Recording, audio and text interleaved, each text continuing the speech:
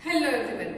So in today's class we will be starting with patterns, right? So I have been delaying this topic till we cover two-dimensional arrays because two-dimensional arrays are very similar concept to this pattern, right? So by using loops you can create so many creative patterns, right? So suppose I am telling you to print something like this, right? So this is star. I want you guys to print a pattern like this, not by using just printf but by using coding, right? So you can create so many from basic to advanced level patterns. You can create a butterfly or something like that just by using loops, right? You just have to know the knowledge of the concepts, right? The knowledge of loops. So how can you create this pattern using code, and what code is to be written? So in today's class we will be starting with patterns, and we are going to cover a lot of patterns. But in today's class I'll be starting with the pattern similar to this. So we are going to start with this pattern. This all symbols are star, that is multiplication sign. Now what code is to be written in order to draw this pattern as output, right? So you can see that this is one row. You can see this is first row, this is second row, third row and fourth row. For each row I am having column 1, 2, 3, 4, right? So for first row you can say for I equal to 1 you are having j equal to 1, 2, 3 and 4. Then I is incremented to 2, then j will be 4, 1, 2, 3, 4. I hope you guys are understanding this concept. So this concept is really very similar with the two-dimensional array. Just the difference was that in two-dimensional array I was starting I with 0 and j with 0 because array index are always starting with 0. But in patterns there is no limitation. You can start either with 0 or 1 as your program demands. So what will be the code for that? So let me first erase this. Now you understand for I and as you are using I and j you have to use two loops, right? So how can you use two loops to draw this pattern? So what you are doing first, for I equal to 1 you are taking j equal to 1 and printing star. Then j will be incremented to 2 and printing star. Then j will be incremented to 3, then printing star. So this is going to be happening in this manner. Actually what is happening over here, you can see for j equal to 1 it is printing star, then j equal to 2 it is printing star, then j equal to 3 it is printing star, and j equal to 4 it is printing star. Now it will be new line, right? So it will be I equal to 2, that is new row. Value of I is being changed. So at that time you have to write new line. So after this there will be new line. So for I equal to 2 again the scenario is same. J equal to 1, 2, 3, 4. After that value of I is changed. So new line. So 3 over here. Again the similar code.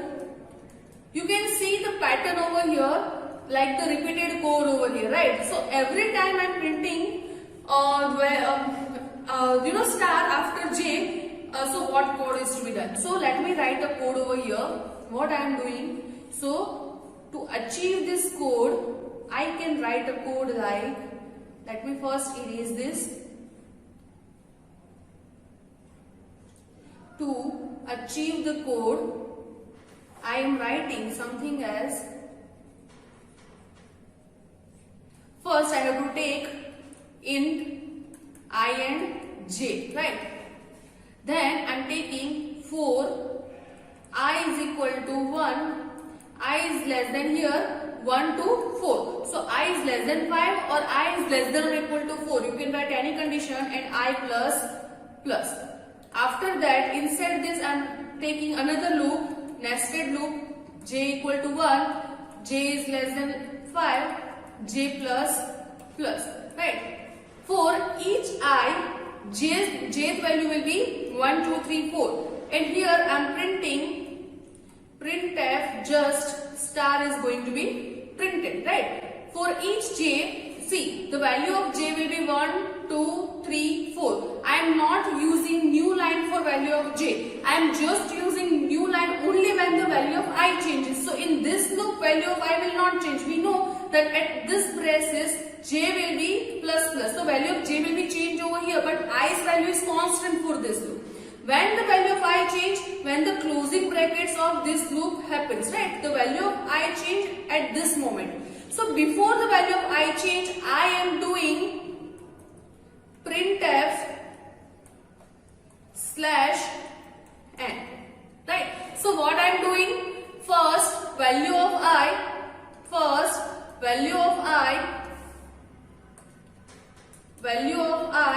is 1. For this loop will execute for j equal to 1, 2, 3 and 4, and every time it is printing this statement, right? At that time it will not encounter this line.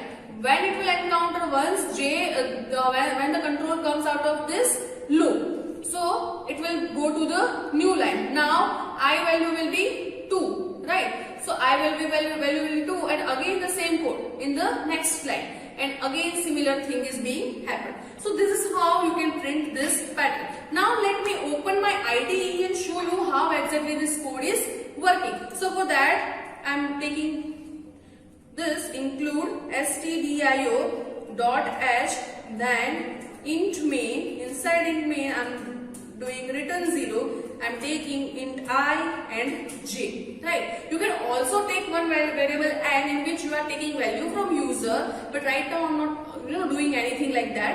So right now I am just printing a pattern by using loop. So for I equal to 1, I is less than 5, I plus.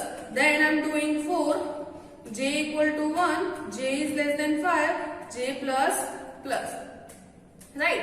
Then inside this I am writing printf this star semicolon, and after this loop completes, value of I just before the value of I change, I am writing printf /and semicolon, right? So let me just save this program and compile it and run it.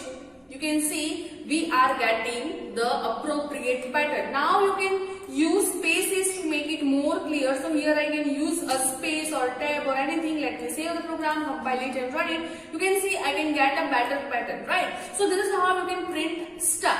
This is suppose you want to take value from user, then you can have n over here, and you can print printf enter the value of n, right? And here you can enter by using scanf %d here and n. And here let me save this program, and this loop will go till n. So it will print n rows and n columns, right? The similar way you can print n rows and n columns by taking values from user. Let me save the program. So now it is asking me. So if I am telling n value is 3, then the 3 cross 3 matrix, so 2 cross 2 matrix will be printed, because as here you can see I have entered n as 3. So loop will start with 1 up to 3. So if I want, I can use less than or equal to over here. I hope you guys are understanding, because for I value of 1 and I value of 2 it will execute, but I value of 3 is not less than 3, so that's why it will not execute. So if you want, you can change it like this, again compile and run. Okay, 3 will be there, here also. Okay, less than or equal to, okay, here it will be here, equal. So here it will be 3, right? So this is how this program runs. Now suppose in this pattern, I want a pattern like this. I want a pattern like this. So you can see that here what will be the value of I and j. So value of I is 1, 2, 3, because we are having 3 columns. Now for first row it will go just number of how many number of rows are there. If we are having 1 number of row, it will go till 1 number of column only. It will not go for n. In previous case, what was happening, for each row it was going till n, right? If it is 3, it is going till 3 for each row. But in this case we are not doing this, right? In this case, if I value is 1, j value will be go till 1. If I value is 2, j value will be go to 1 and 2, that is till 2. If ith value is 3, then jth value will be 1, 2 and 3. So here you can see that in this program, this inner loop is not going till n, right? It is going till the value of I. I hope you guys can understand this diagram, that in this diagram what is happening, suppose I is equal to 1, then jth value will be 1 and this is printing, right? After this the loop is not going to print anything, or you can say loop is printing space. Then here I value will be changed, here it will be new line again, then I will be for I value 2 it will go till j equal to 1 and j equal to 2, it is printing 2 stars. Then new line, then I value will be 3, j equal to 1, j equal to 2 and j equal to 3, right? And then new line. So I hope you guys are understanding this diagram this way. So if I open my IDE, just one change is there, that I am going till I, not till n. So let me save this program, compile it and run it. As it is asking me, I am entering 3, you can see it is printing a triangle, right? So this is how I can print a triangle. Now what if I am entering some other values? So if I am entering some other values, say I am entering 5, you can see a bigger triangle, right? So this is how I can perform a program in which I am printing triangle. Now what if I want a pattern like something like this? So let me erase this. What if I want 1, 1, 2, 1, 2, 3. So what kind of pattern I want? I want a pattern like this. Now I am printing some kind of value over here, right? I am printing some kind of value, not the symbols.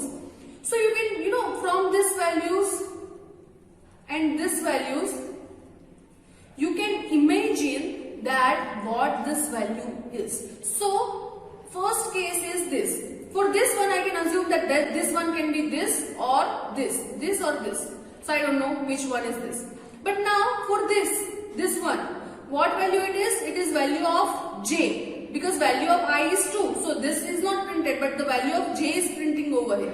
Similar for this one I can see that this value is for value of j. So here I am printing %d for jth value. Now let me check for this. In this case also, this 2 can be I or j. So I don't know. But this 2 is for j, because I value is 3. So this is not that. But here this all 2 are for the value of j. Similar for the third line.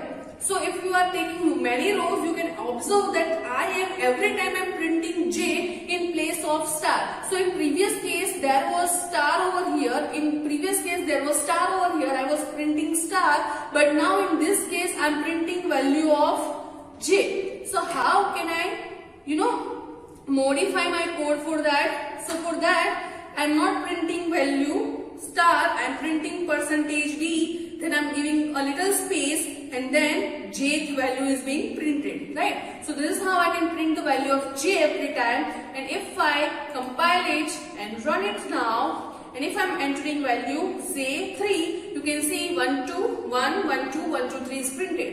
Let me show you some other outputs. So if I am giving 10, you can see the triangle is not that beautiful because of the 2-digit number. Even it is like, it is beautiful. But for 2-digit number, you have to give bigger spaces. So if I am entering say 15, then you can see the triangle is not, that beautiful. We have to give more space to that, right? So this is how you can use this program to print such patterns. Now let me know that what changes will be there if I want a pattern like, say, suppose I want to print a pattern like for I equal to 1 and j equal to 1, I am printing 1. For I equal to 2, j equal to 1, I am printing 2, j equal to 2, I am printing 2. Then I equal to 3, j will be 3, 3, 3. For I equal to 4, j will be 4, I am printing 4, 4, 4. Now can you observe the repetition over this pattern?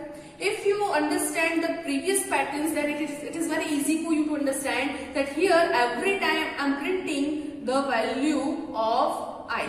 Every time I am printing the value of I, right? So I am printing value of I every time. It is very easy. In previous case I was printing the value of j. In previous case I was printing the value of j, but in this case I am printing the value of I. So what change is to be done in order to print a pattern like this? 1, 2, 2, 3, 3, 3. What will be the change? The change is just a one word, that is I am printing value of I instead of value of j. Then compile the program. If I give 5, you can see it is printing 1, 2, 2, 3, 3, 3, 4, 4, 4, 4 and 5, right? So this is how you can print a pattern. So this for this kind of pattern. So from this I can say that if you want to print a pattern of this quadruple, this fourth quarter, if you want to print this fourth type of quarter, then you can use a similar code like this. So this code of loop will be used if you want to print this kind of quarter, right? So for this kind of quarter you can write this similar loop, and inside this loop you have to write your own logic in order to get the desired pattern. So this is all about the basics of pattern. Now in the next videos I am going to cover a lot of more patterns. We are going to cover 4 type of quarters, entire square. So in upcoming lectures I am going to show you that how can you print patterns like this, like the pyramids, or like this pyramids, or like the quadruple like this, right? So if you want to print a quadruple like this, or say this kind of quadruple, or say this kind of quadruple, right? So in upcoming videos I am going to talk about this kind of patterns, that if you want to print a pattern like this. So by means of this I want to say, if you want to print a pattern like this, how can you write a code, or similar for this, this, this and this, right? So stay tuned with this video series, and go to the videos for this patterns. It is very important, and you can create your own patterns by writing your own code. So thank you so much for this, thank you so much for watching the video. If you have a doubt, you can ask me in comment below the comment section, and see you in the next class. Thank you so much.